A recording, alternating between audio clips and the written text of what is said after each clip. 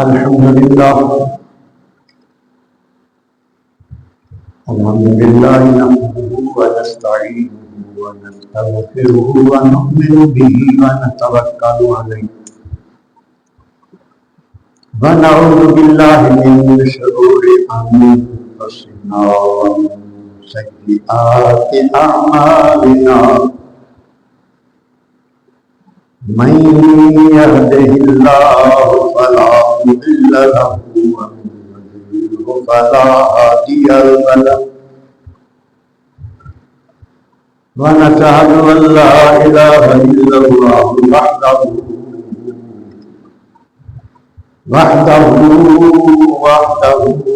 لا شريك له ونشهد أن سيدنا ومولانا ومولانا محمدا عبده ورسوله أما بعد فأعوذ بالله من الشيطان الرجيم بسم الله الرحمن الرحيم لقد كان لكم في رسول الله أسوة حسنة صدق الله مولانا العظيم وبلغنا رسوله النبي الكريم الأمين الرؤوف الرحيم ونحن على ذلك من الشاهدين والشاكرين والحمد لله رب العالمين رب اشرح لي صدري ويسر لي أمري واحلل عقدة من لساني يفقهوا قولي رب زدني علما رب زدني علما رب زدني علما تمام تر حمد و ثنا کے لائق اللہ تبارک و تعالی جل جلالہ من والو کی ذات پاک ہے جس نے ہر چیز کو پیدا فرمایا، وہی سب کا مالک، سب کو پالنے والا، نظام زندگی کو چلانے والا، اس کی ذات اور صفات میں کوئی شریک نہیں، صرف وہی عبادت کے لائق۔ درود و سلام کے حق کے ہمارے آقا سرور کائنات فخر موجودات احمد مجتبی محمد مصطفیٰ صلی اللہ علیہ وآلہ وسلم کی بارگاہ میں، جن کو اللہ تبارک و تعالیٰ نے تمام جہانوں کے لیے رحمت بنا کر بھیجا، آپ کے بارے میں اللہ رب العزت نے ارشاد فرمایا لقد کان لکم فی رسول اللہ اسوۃ حسنہ، بے شک تمہارے لیے نبی کریم علیہ السلام کی ذات میں بہترین نمونہ ہے۔ اس کا مطلب یہ ہے کہ نبی کریم رؤوف الرحیم صلی اللہ علیہ وآلہ وسلم کی طرف دیکھنا ہے۔ خیال آ سکتا ہے کہ صحابہ میں آپ موجود تھے، صحابہ آپ کی طرف دیکھتے تھے، تو ہم کیسے دیکھیں؟ ہمیں تو آپ نظر نہیں آتے۔ نبی کریم علیہ السلام کی ذات اور صفات کے بارے میں سب کچھ محفوظ ہے۔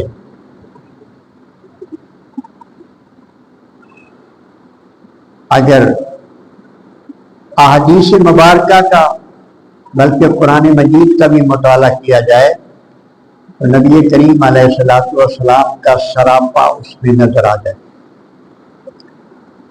ام المومنین حضرت عائشہ صدیقہ رضی اللہ تعالی عنہا سے کسی نے پوچھا کہ نبی کریم علیہ السلام کے اخلاق کیا تھے،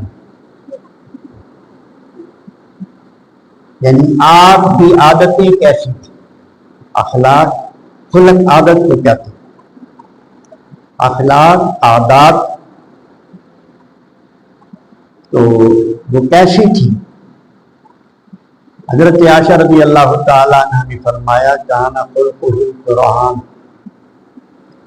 یہ قرآن ہی آپ کا خلق ہے، یعنی جو بھی قرآن مجید کے اندر موجود ہے اس سب کچھ پر نبی کریم علیہ السلام کا عمل تھا، بجائے اس کے کہ ہم کسی لچے لفنگے کو دیکھیں اور اس کی نقلیں اتارنے شروع کر دیں۔ جیسے آپ نے دیکھا ہے کہ داڑھی رکھنا سنت ہے بلکہ واجب ہے، تو یہ نبی کریم علیہ السلام کی سنت سمجھ کر جو رکھتا ہے عقیدت اور محبت کے ساتھ، وہ بیماریوں سے بھی بچ جاتا ہے اور اللہ کی غضب سے بھی بچ جاتا ہے۔ لیکن بعض لوگ حضور کی سنت نہیں سمجھتے، وہ فیشن دیکھتے ہیں۔ ہندوؤں کے نوجوان وہ ان کا ڈیزائن ہوتا ہے داڑھی کا، اور ہمارے مسلمانوں کا بھی پاکستان میں مسلمان جو ہیں نوجوان وہ ان کے ڈیزائن کی داڑھی رکھتی ہیں، کٹ کروا کے اوپر نیچے سے ڈیزائن بنا کے داڑھی کا۔ یہ خدا کے قہر و غضب کو دعوت دینے کے مترادف ہے، یعنی وہ حضور کی طرف دیکھ کر حضور کی سنت پر نہیں عمل کرتے، وہ غیروں کی طرف دیکھ کر ان کی نقل اتارتی ہیں، تو یہ اللہ تبارک و تعالیٰ کی ناراضگی کا باعث ہے۔ تو اللہ نے ارشاد فرمایا کہ نبی کریم علیہ السلام کی ذات میں تمہارے لیے بہترین نمونہ ہے۔ آپ نے یعنی ہم نے یہ دیکھنا ہے کہ حضور جیسے آپ نماز پڑھتے تھے ایسے ہم نے نماز پڑھنی ہے، جیسے آپ عبادت کرتے ہیں ایسے ہم نے عبادت کرنی ہے، جیسی آپ کی حجامت تھی ہماری بھی ویسے ہی ہونی چاہیے، جیسے آپ کا لباس تھا ہمارا بھی ویسے ہی ہونا چاہیے۔ اللہ تو قرآن و حدیث کی روشنی میں نبی کریم علیہ السلام کی حدیث مبارکہ کا باب جو اس وقت ہمارے زیر مطالعہ ہے، باب حفظ اللسان والغیبۃ والشتم، حدیث مبارکہ میں جو باب باندھے ہوئے ہیں محدثین نے، اس میں باب ہے زبان کی حفاظت۔ حدیث پاک کا باب کیا ہے؟ باب حفظ اللسان، زبان کی حفاظت، کس سے؟ غیبت سے اور گالی کرنا۔ غیبت یہ ہوتی ہے کہ کسی بندے میں عیب دیکھا آپ نے، وہ عیب دوسروں کے سامنے بیان کر دیا تو یہ غیبت۔ اس سے ذکر کرنا کہ یہ آپ کی خطا ہے، یہ آپ کے اندر عیب ہے، اس کو دور کرنا کر لیں، یہ غیبت نہیں ہوتی، یہ اس کو مشورہ ہوتا ہے۔ لیکن دوسروں کے سامنے جا کر بیان کرنا کہ یہ اس میں خطا ہے، یہ اس میں غلطی ہے، اس کو غیبت کہتے ہیں۔ اور قرآن مجید میں آتا ہے، اللہ پاک نے ارشاد فرمایا کہ غیبت اتنا برا عمل ہے، جس نے کسی کی غیبت کی اس کا اتنا گناہ ہے جس طرح کوئی اپنے مردہ بھائی کا گوشت کھا لے۔ اپنا پیرا مریا پیا ہوئے تو اودا گوشت بندہ کھائے تو اس کے اندر کوئی انسانیت ہے؟ کوئی انسانیت نہیں۔ تو جس طرح مردہ بھائی کے گوشت کھانے سے بندہ پرہیز کرے گا، بچے گا، اسی طرح کسی کی غیبت کرنے سے بھی بندہ بچے۔ اللہ اکبر۔ اور گالی گلوچ، گندی گالی، ماں بہن کی گالی جو ہے، یہ اس سے بھی بچنے کا حکم ہے۔ ارشاد گرامی ہے، ان سہل بن سعد رضی اللہ عنہ، سہل بن سعد رضی اللہ عنہ سے روایت قال فرماتی ہے، قال رسول اللہ صلی اللہ علیہ وسلم، میں یدمن لی ما بین لحیہ وما بین رجلیہ ادمن الجنت۔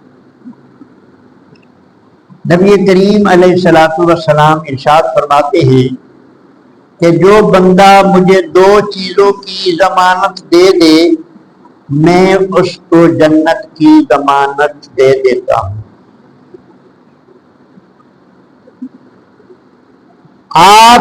آپ نے کس چیز کی ضمانت مانگی؟ فرمایا یدمن لی ما بین لحیہ،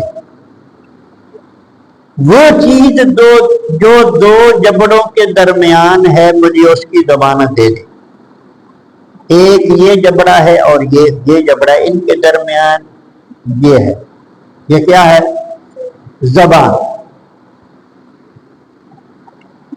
یہ زبان کی ضمانت مجھے دے دے کہ میری زبان سے غیبت نہیں نکلے گی، میری زبان سے گالی نہیں نکلے گی، میری زبان سے جھوٹ نہیں نکلے گا، میری زبان کسی کو ستائے گی نہیں، میری زبان گندی بات نہیں کرے گی، میری زبان کسی کا مذاق نہیں اڑائے گی۔ یہ زبان کی ضمانت دے دے کوئی بندہ کہ میری زبان یہ کام نہیں کرے گی۔ اور پھر ارشاد فرمایا جو دو پاؤں کے درمیان یعنی دو ٹانگوں، یہ شرمگاہ ہے، اس کے ذریعے بندہ بدکاری کرتا ہے۔ میاں بیوی کے جو معاملات ہیں وہ جائز بھی ہیں، کار ثواب بھی ہیں۔ اس کے علاوہ اگر کوئی مرد سے یعنی شرمگاہ کے ذریعے کوئی معاملہ کرتا ہے، یا مرد اور عورت آپس میں جن کا نکاح نہیں ہوا وہ کرتے ہیں، تو یہ گناہ کبیرہ ہے، بہت بڑا گناہ۔ تو یہ کام زبان کا آوارہ چلتے رہنا، گالی گلوچ کرتے رہنا اور شرمگاہ کی حفاظت نہ ہونا، یہ شرمگاہ کا حرام حلال کی تمیز کیے بغیر یہ حرام کاری کرتے رہنا، یہ دوزخ کا باعث بنتا ہے۔ جو بندہ یہ کام کرتا ہے اگر وہ توبہ نہیں کرتا مرنے سے پہلے تو وہ دوزخی ہو جاتا ہے۔ تو نبی کریم علیہ الصلوۃ والسلام نے ارشاد فرمایا کہ جو مجھے ان دو کی ضمانت دے دے کہ یہ میری دو جو میرے اعضاء ہیں، میری زبان اور میری شرمگاہ، یہ برائی کا مرتکب نہیں ہوں گے، تو نبی کریم علیہ السلام نے ارشاد فرمایا میں اسے جنت کی ضمانت دے دیتا ہوں کہ میں اسے جنت میں داخل کروں گا۔ یہ مضمون جو ہے یہ زبان کی حفاظت کے لیے، اس کو غور سے سننا ہے اور پھر اپنا جائزہ بھی لینا ہے کہ ہم کس حد تک محتاط ہیں۔ غیبت گلا وغیرہ اس سے ہم باز نہیں آتے، یوں ہی کرتے رہتے ہیں، بدگمانی کے طور پر بھی کہتے ہیں کہ یہ بندے نے ایسا ہی کیا ہوگا، اس نے ایسا کیا۔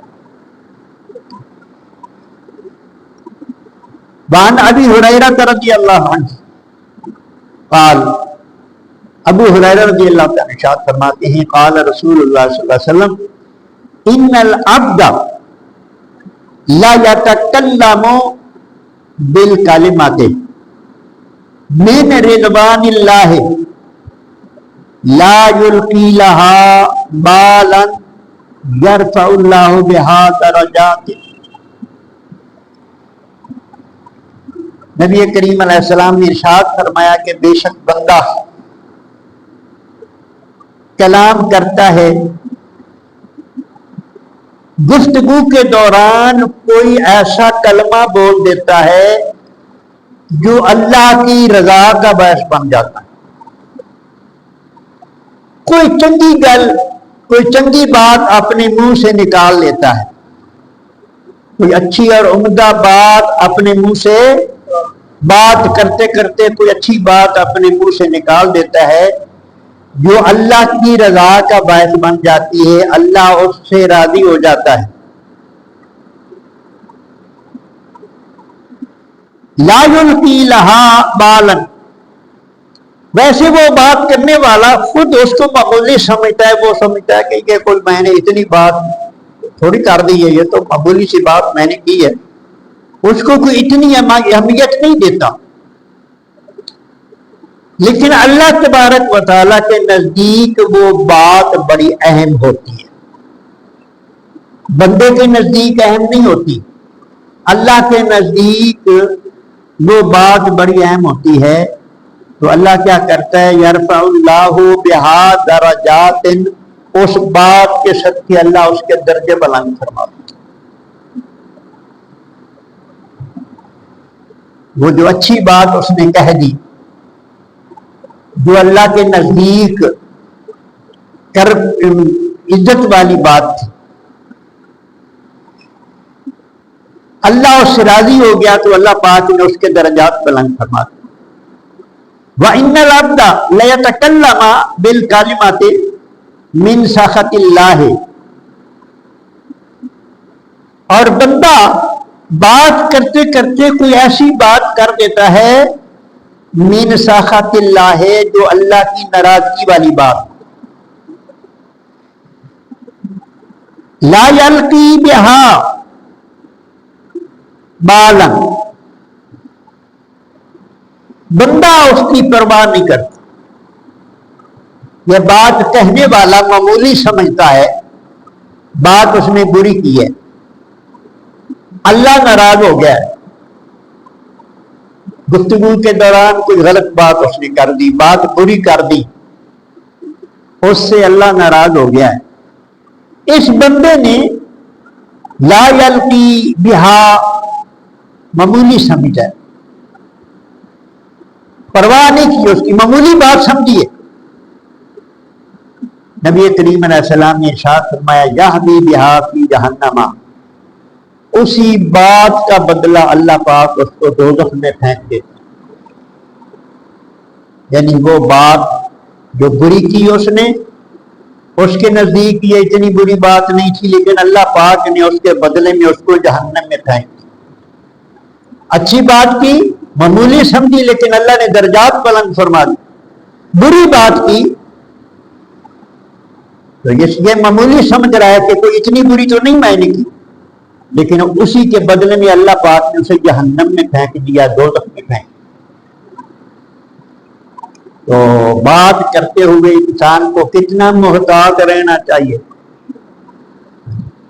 یہ زبان ہی بندے کو درجے بھی بلند کروا رہی ہے اور بندے کے جہنم میں بھی اس کو پھینکوا رہی ہے.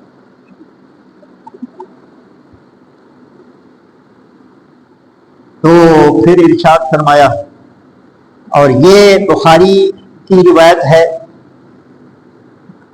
وفی روایت لہما یہوی بہا فی النار بعد ما بین المشرق والمغرب. اور پھر ایک روایت میں یہ آتا ہے کہ اس کو اللہ تبارک و تعالی جب دوزخ میں پھینکتا ہے تو وہ نیچے کی طرف اتنا فاصلہ طے کرتا ہے جتنا مشرق اور مغرب کے درمیان فاصلہ ہوتا ہے. اتنا مشرق اور مغرب کے درمیان فاصلہ ہوتا ہے، اتنا وہ فاصلہ طے کرتا ہے. وعن عبداللہ ابن مسعود قال قال رسول اللہ صلی اللہ علیہ وسلم سباب المسلم فسوق، مسلمان کو گالی دینا یہ فسق ہے، فسق گناہ ہے۔ سباب المسلم، مسلمان کو گالی دینا یہ کیا ہے؟ فسق۔ جو گالی دیتا ہے وہ فاسق ہو جاتا ہے۔ فاسق جب ہوتا ہے تو پھر کیا ہوتا ہے؟ فاسق دوزخی ہوتا ہے۔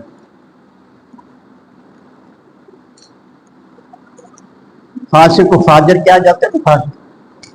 ان الابرار لفی نعیم، بے شک جو نیکوکار ہیں وہ جنت میں جائیں گے، وَإِنَّ الْفُجَّارَ لَفِي جَحِيمٍ، اور جو فاجر ہیں فاسق ہیں وہ دوزخ میں جائیں گے۔ یہ اللہ پاک نے ارشاد فرمایا، اور یہ نبی کریم علیہ السلام نے ارشاد فرمایا کہ مسلمان کو گالی دینا یہ فسوق ہے، یعنی گناہ کبیرہ ہے۔ ہم تو فیشن کے طور پر بھی گالیاں دیتے رہتے ہیں، جو فیشن کے طور پر کسی کی بات شروع کی نال فیشن کے طور پر گالیاں، یہ گالی بہت بری چیز ہے۔ وَقِتَالُهُ كُفْرٌ، اور مسلمان کا قتل کر دینا یہ کفر۔ اور علماء نے اس کا مفہوم یہ بیان فرمایا ہے کہ کسی مسلمان کے قتل کو جائز سمجھ کر کرنا یہ کفر ہے۔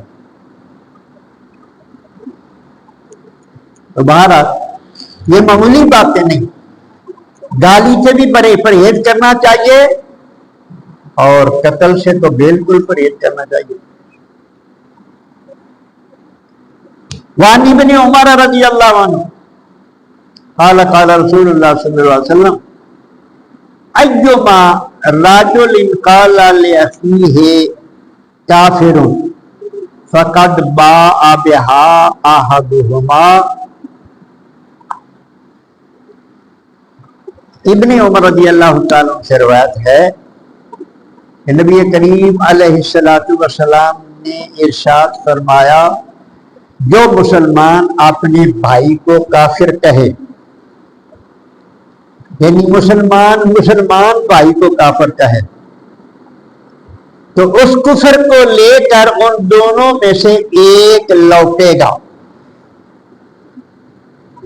فقد باء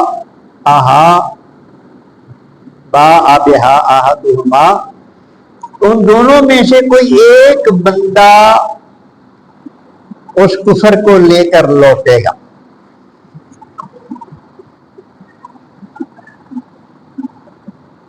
جس کی زبان مطاعت نہیں نہ ہوتی، وہ یا تو گندی گالیاں دے رہا ہوتا ہے، یا پھر کسی کو بدبخت کہہ رہا ہوتا ہے، یا وہ کسی کو کافر کہہ رہا ہوتا ہے، یا کسی کو جو دیا فلانے دمکانے۔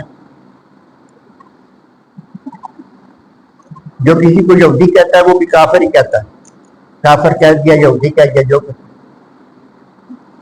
جس نے کسی کو کہا ان دونوں میں سے ایک کفر کے ساتھ ہی لوٹے گا۔ وہ کیسے ہوگا؟ کسی بندے نے کوئی ایسا جملہ بولا جس جملے کے بولنے سے بندہ کافر ہو جاتا ہے، اب سننے والے نے علم کے طور پر اسے کہہ دیا کہ یہ تو نے کفر بکا ہے تو کافر ہو گیا، یہ اور بات۔ مطلب یہ ہے کہ اگر ایک نے دوسرے کو کافر کہا، نبی کریم علیہ السلام یہ بتا رہے ہیں کہ اگر واقعی اس سے کفر ہوا ہے تو پھر تو یہ کافر کہنے والے کا کفر اس کی طرف لوٹ گیا۔ لیکن اگر وہ کافر نہیں، وہ مسلمان ہے، تو اس کو کافر کہنے والا کافر ہو جائے گا، اس کو کافر کہنے والا۔ یہ بعض کی یہ واعظین جو ہے نا، بعض بات کرنے والے، تقریریں کرنے والے، بعض کی عادت ہے ہر ایک پر کفر کا فتویٰ جار دینا، اور بعض اکثر ایسا ہوتا ہے کہ وہ جن پر کفر کا فتویٰ لگا رہے ہوتے ہیں وہ سچے مومن ہوتے ہیں، اس کا اپنا بیڑا گرک ہو جاتا۔ ہاں، جس کی عقائد کفریہ ہو جائیں، جس سے کوئی اصل عمل ایسا سرزد ہو جائے جو کفر بنتا ہو، تو وہ اور مان۔ تو فرمایا ایک کی طرف لوٹ جائے گا، یعنی ایک کفر کو لے کے جائے گا، یعنی یہ جلدی سے کافر بھی کسی کو نہیں کہہ دینا چاہیے۔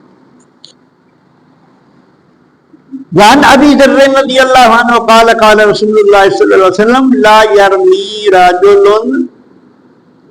رجلا بالفسوق ولا یرمیہ بالکفر الا ارتدت علیہ ان لم یکن صاحبہ کذالک رواہ البخاری۔ ابو ذر رضی اللہ تعالیٰ سے روایت کرتے ہیں کہ نبی کریم علیہ الصلوۃ والسلام نے ارشاد فرمایا کہ کوئی شخص کسی شخص کو فاسق نہ کہے، یعنی اس کے پر فسق کی تہمت نہ لگائے، فاسق بھی نہ کہے اور اس کو کافر بھی نہ کہے، مگر وہ اسی پر لوٹتا ہے اگر اس کا صاحب ایسا نہ ہوا۔ یعنی اگر اس نے فاسق کہا تو وہ فاسق نہیں ہے تو یہ فاسق ہو گیا، کیونکہ اس نے یہ گناہ کر دیا۔ غیر فاسق کو فاسق کہنا بھی تو گناہ ہے، اور کافر کہا وہ کافر نہیں ہے تو یہ کافر ہو گیا۔ اب یہ کہنے والی زبان ہے، یہ زبان بندے کا بیڑا گرک کر رہی ہے، اس لیے یہ باب جو شروع کیا ہم نے یہ زبان کی حفاظت کے لیے کیا۔ وعنہ قال قال رسول اللہ صلی اللہ علیہ وسلم من عاد رجلا بالکفر او قال عدو اللہ ولیس کذالک الا حار علیہ،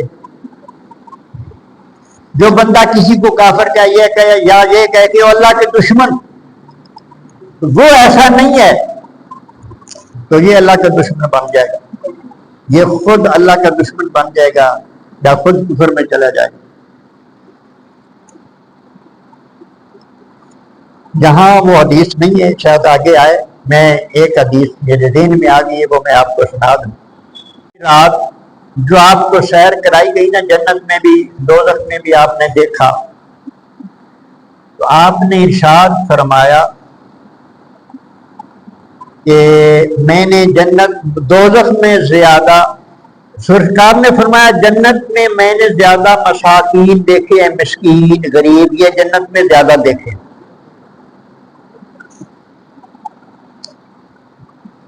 یہ جو غربت ہے نا، یہ اتنی بری نہیں جتنی برے بندہ سنے۔ نبی کریم علیہ الصلوۃ والسلام نے ارشاد فرمایا غریب بھی مسلمان ہے، امیر بھی مسلمان ہے، یہ دونوں جنتی۔ 500 سال غریب امیر سے پہلے جنت میں جائے گا۔ حدیث پاک میں آتا ہے امیر کو روک لیا جائے گا، کھڑا رہے دروازے سے، 500 سال گزر کے اندر جانا ہے، تین دنیا سے بڑی نعمت، غریب 500 سال پہلے۔ اللہ اکبر۔ آپ نے ارشاد فرمایا دوزخ میں زیادہ میں نے عورتوں کو دیکھا ہے، عورتیں دوزخ میں زیادہ۔ یا رسول اللہ کس لیے فرمایا؟ 2 وجہ سے۔ ایک تو شوہر کی ناشکری کرتی،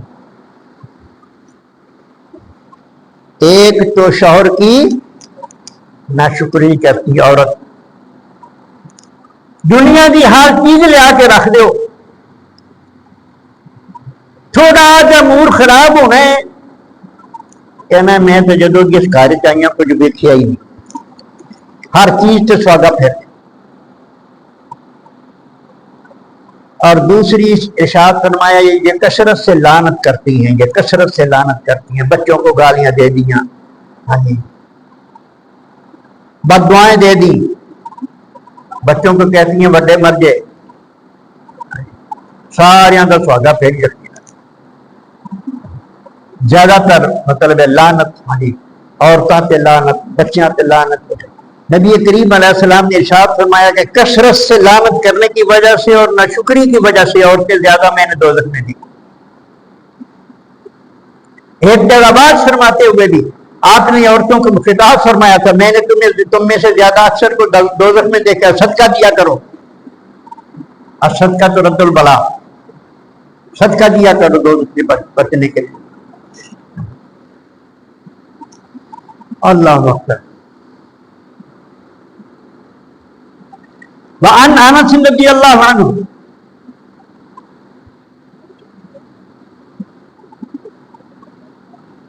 وابی ہریرہ رضی اللہ عنہ، یہ دونوں سے روایت انس سے بھی اور حضرت ابو ہریرہ سے بھی، ان رسول اللہ صلی اللہ علیہ وسلم قال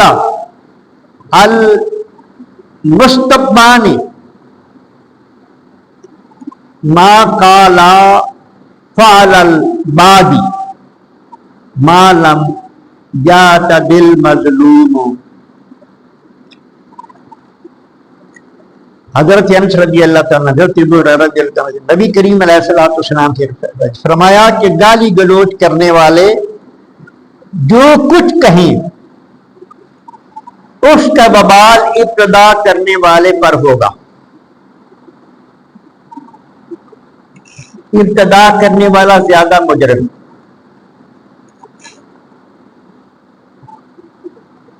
یعنی ایک بندے بات ہوئی، اس نے گالی دے دی، اس نے پہل کر دی، اب سامنے میں بھی گالی. بات یہ ہے کہ جو بندہ جس کو گالی دی جاتی ہے وہ بدلے میں گالی دیتا ہے نا، تو بدلے میں بھی اس کا حق گالی دینا بند نہیں جاتا کہ اس نے دیا تو میں بھی دے لوں. اگر وہ صبر کر جائے گا تو اس پر اس کو اللہ تعالیٰ بہت زیادہ اجر عطا کرے گا. ایک دن نبی کریم علیہ السلام نے ارشاد فرمایا اپنے ماں باپ کو گالی نہ دیا کرو. عرض کیا یا رسول اللہ اپنے ماں باپ کو کون گالی دیتا ہے؟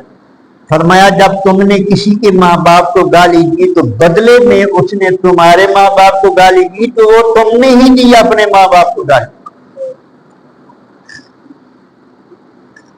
یہ گالی گلوچ سے بچنا چاہیے، زبان کی حفاظت کی، یہ باب زبان کی حفاظت کے.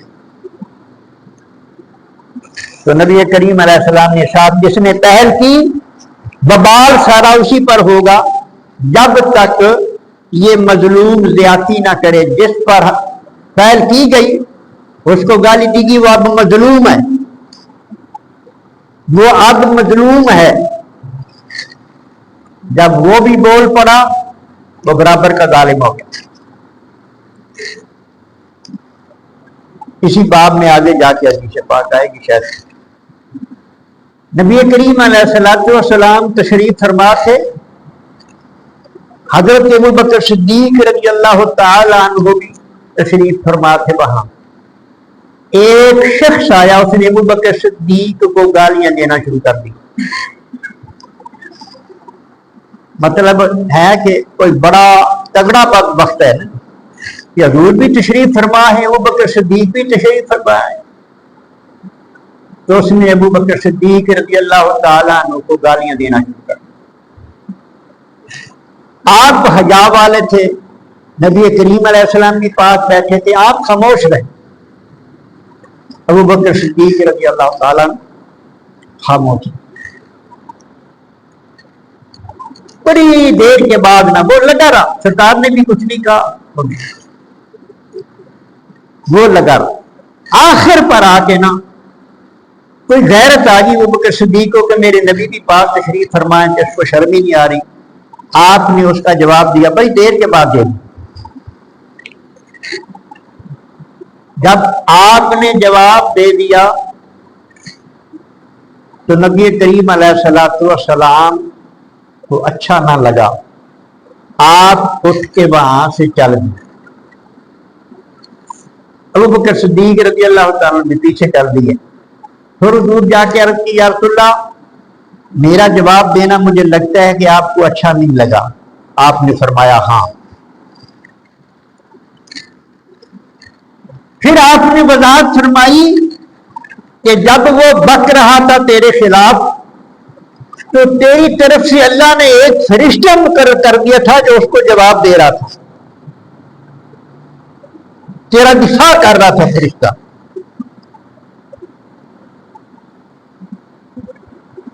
اب ابو بکر صدیق رضی اللہ تعالیٰ کو گالیاں دینے والے تو آپ بھی موجود ہیں، ایک طبقہ ہے جو آپ کو گالیاں دیتا ہے، آپ پہ لعنت بھی کرتا ہے، ہاں جی، تو یقیناً ان کے لیے اللہ نے فرشتے مقرر کیے ہوئے ہیں، ان پر لعنت ہو رہی ہے۔ جو صحابہ کرام پر لعنت کرتے ہیں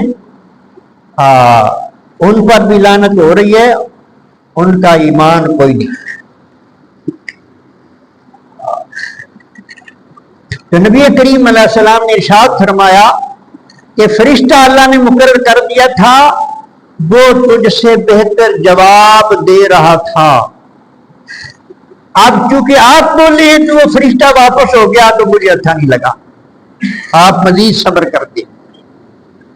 تو گالی گلوچ کے مقابلے میں صبر کرنے کا بھی بڑا اجر ہے۔ یہ باب حدیث پاک کا ہم نے شروع کیا ہے، نبی کریم علیہ السلام نے ارشاد فرمایا کہ اپنی زبان کی حفاظت کیا۔ شروع میں نے حدیث پڑھی ہے، جو اپنی زبان کی اور اپنی شرمگاہ کی مجھے ضمانت دے دے میں اسے جنت کی ضمانت دیتا۔ یہ دو چیزیں اگر غلط نہ ہوں تو جنت کی ضمانت۔ وعن ابی ہریرہ رضی اللہ عنہ ان رسول اللہ صلی اللہ علیہ وسلم قال لا ينبغي للصدیق ان يكون لعانا۔ حضرت ابو ہریرہ رضی اللہ عنہ سے روایت ہے کہ نبی کریم علیہ السلام نے ارشاد فرمایا کہ سچے آدمی کو صدیق کہتے ہیں، سچا آدمی جو ہمیشہ سچ بولتا ہے اس کو صدیق کہتے ہیں۔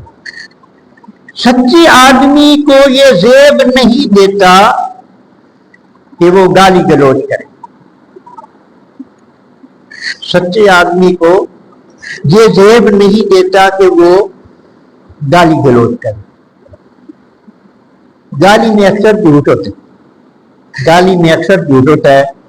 اپنی نسبت جو کہتا ہے میں ایسے کروں تمہارے ساتھ، تمہارے گھر والوں کے ساتھ ایسے کروں، تو یہ جھوٹ ہوتا ہے نا، یہ بکواس ہی ہوتی ہے نا جی۔ تو سچے آدمی کو یہ زیب نہیں دیتا۔ نبی کریم علیہ السلام نے ارشاد فرمایا اللہ کہ وہ گالی گلوچ کرے، وہ لعن طعن کرے۔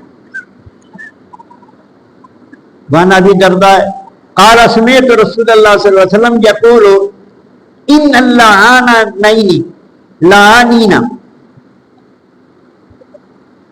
لا یکون شہداء ولا شفعاء یوم القیامت۔ اللہ اکبر۔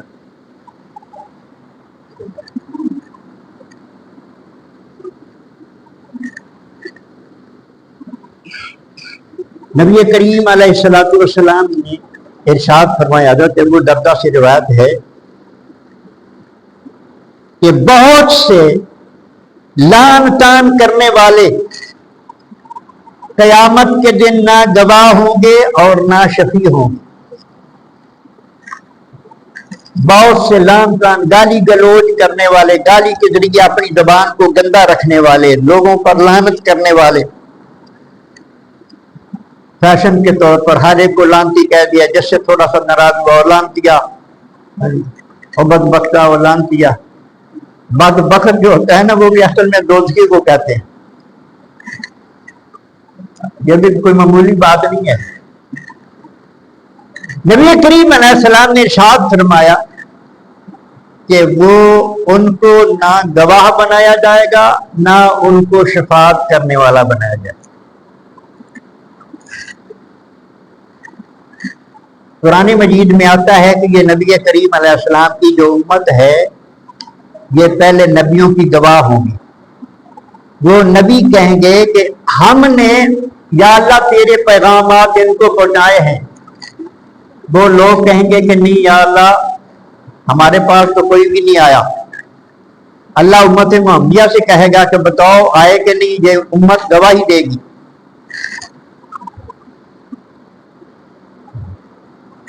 اور پھر پورا واقعہ اس طرح آتا ہے کہ وہ امت کہے گی کہ یا اللہ یہ تو اس وقت تھے ہی نہیں. اللہ تبارک و تعالیٰ پھر اپنے حبیب سے فرمائے گا اے میرے حبیب تم گواہی دو. جب حضور میدان میں آئیں گے تو پھر کسی کو بولنے کی ضرورت نہیں ہوگی. حضور پھر سب کی حضور فرمائیں گے میری امت بھی سچی ہے اور یہ نبی بھی سچے ہیں, یہ جھوٹے, پھر کسی کو بولنے کی. تو نبی کریم علیہ السلام نے ارشاد فرمایا کہ جو زیادہ لعنت کرنے والا ہے, زیادہ گالی گلوچ کرنے والا ہے, اس کو گواہ بھی نہیں بنایا جائے گا. جب گواہی کے لیے لوگ آئیں گے تو ان سے کہا جائے گا تم باہر نکل جاؤ, تمہاری زبان اس قابل نہیں ہے کہ تم گواہ بن سکو. اور مسلمان ایک دوسرے کی شفاعت بھی کریں گے. لیکن جو گالی گلوچ کرنے والا ہے اس کی شفاعت بھی قبول نہیں کی جائے گی, اس کو شفاعت اس سے نہیں کروائی جائے گی.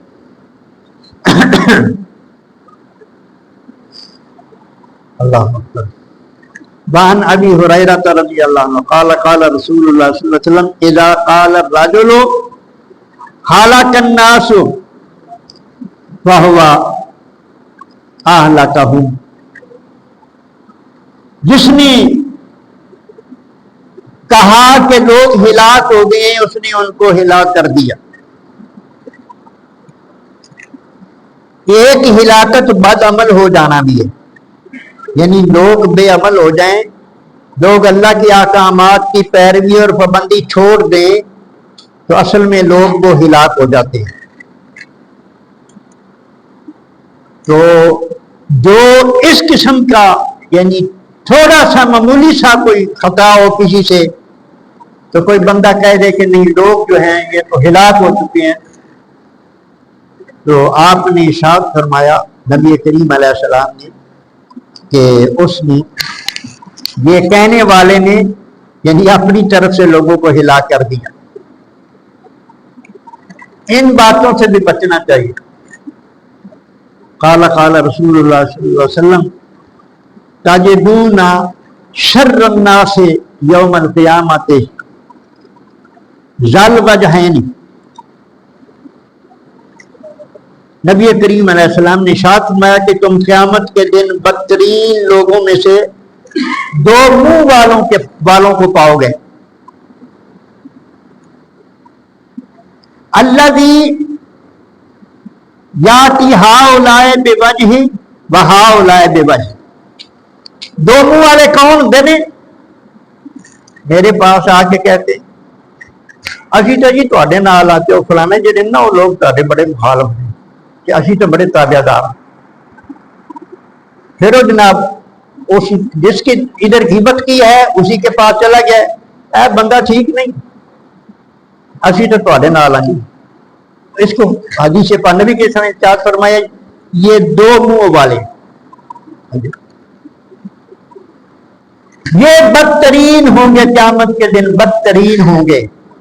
اب جو بدترین ہوگا اسے جنت کہاں ملے؟ حشر میں یہ لوگ بدترین ہوں گے, یہ سب کو ظاہر ہوگا کہ یہ بدترین اور برے لوگ ہیں.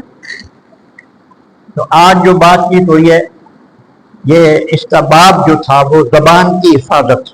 اللہ ہمیں توفیق عطا فرمائے, ہماری زبان جھوٹ سے بچ جائے, غیبت سے بچ جائے, ایک دوسرے پہ تہمت لگانے سے بچ جائے, گالی گلوچ جو ہمارا فیشن بن چکا ہے اس سے بچ جائے تو یہ بندہ جنتی ہو جاتا ہے. اللہ پاک سمجھنے کی توفیق عطا.